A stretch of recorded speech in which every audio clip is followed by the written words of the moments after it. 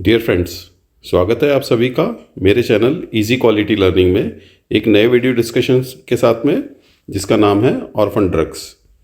इस particular video discussion में आज हम ये बात करेंगे कि ऑर्फन ड्रग्स होती क्या है और किसी भी ड्रग को ऑर्फन ड्रग होने के लिए क्या क्या क्राइटेरिया फॉलो होता है, और थोड़ी बहुत जानकारी इसके बारे में हम देखेंगे। तो आइए सबसे पहले हम देखते हैं कि ऑर्फन ड्रग्स की क्या डेफिनेशन है। तो ऑर्फन ड्रग की अगर बुकिश डेफिनेशन देखेंगे तो orphan drug is a pharmaceutical agent that is developed to treat rare medical conditions and disease. अगर सीधे शब्दों में अगर हम ये समझना चाहेंगे कि ऑर्फन ड्रग्स क्या होती है, तो ऑर्फन ड्रग्स वो ड्रग्स होती है जो बहुत कम बीमारियों में इस्तेमाल होती है, या जो बीमारियाँ बहुत कम लोगों को होती है लेकिन होती है, और उनके ट्रीटमेंट के लिए जो दवाइयाँ लगती है उसे हम ऑर्फन ड्रग्स कहते हैं। तो किसी भी ड्रग को ऑर्फन ड्रग होने के लिए क्या क्राइटेरिया है, आइए अब हम वो देखते हैं।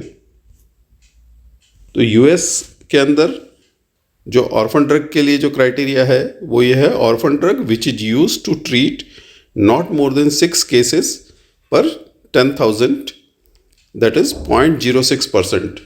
तो जो 0.06% से कम लोगों के ट्रीटमेंट के लिए इस्तेमाल होती है उसे यूएस में ऑर्फन ड्रग कहते हैं। यूरोपियन यूनियन में क्या है? यूरोपियन यूनियन में है orphan drug which is use to treat not more than 5 cases per 10,000, यानी यहाँ पे 0.05% से कम लोगों के ट्रीटमेंट के लिए जो दवाइयाँ इस्तेमाल होती है उसे हम ऑर्फन ड्रग्स कहते हैं। हमारे इंडिया में ऑर्फन ड्रग्स के लिए ऐसा कोई क्राइटेरिया फिक्स नहीं है, और इसके ऊपर कोई गाइडलाइन भी मैंने नहीं देखी।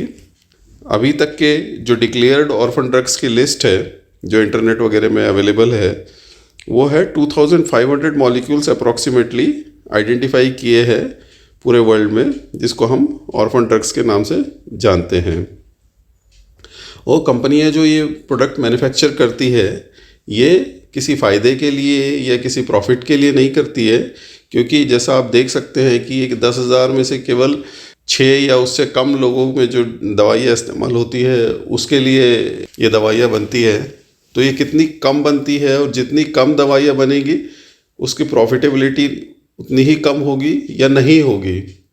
तो गवर्नमेंट इस तरह की दवाइयाँ बनाने के लिए कंपनीज़ को इनकरेज करती है कि आप इस तरह की दवाइयाँ बनाएं जो ह्यूमन वेलफेयर के लिए इस्तेमाल होती है या जो मानवता के लिए फ़ायदेमंद है। और इसी तरह से प्रोसेस वैलिडेशन वगैरह में भी यह एग्जम्प्टेड हो जाता है कई बार कि अगर आप 3 बैच नहीं बना सकते हैं, एक ही बैच अगर आप बनाते हैं और एक ही बैच में प्रोसेस वैलिडेशन कर लेते हैं ऑर्फन ड्रग्स के केस में, तो वो एक्सेप्टेबल होता है। तो दोस्तों, ये एक छोटा सा वीडियो डिस्कशन था ऑर्फन ड्रग्स के बारे में। उम्मीद है आपको पसंद आया होगा।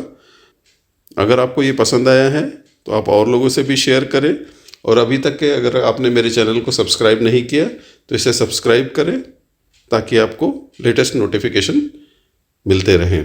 Thanks for watching.